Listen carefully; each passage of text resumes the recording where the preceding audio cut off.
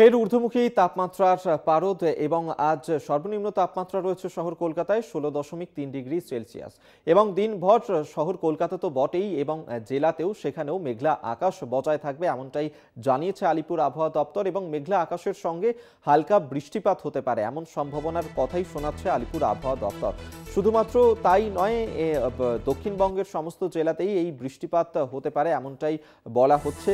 তবে তার পাশাপাশি উত্তরবঙ্গের ক্ষেত্রেও কিন্তু বৃষ্টিপাত হওয়ার সম্ভাবনা রয়েছে। শুধু তাই নয়, তুষারপাতও হতে পারে দার্জিলিং, সিকিম সহ বেশ কয়েকটি জায়গাতে, এমনটাই কিন্তু বলছে আলিপুর আবহাওয়া দপ্তর।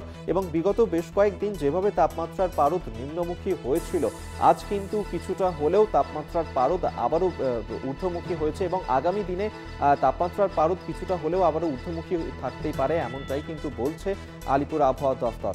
সর্বনিম্ন তাপমাত্রা রয়েছে আজ শহর কলকাতায় 16.3 ডিগ্রি সেলসিয়াস।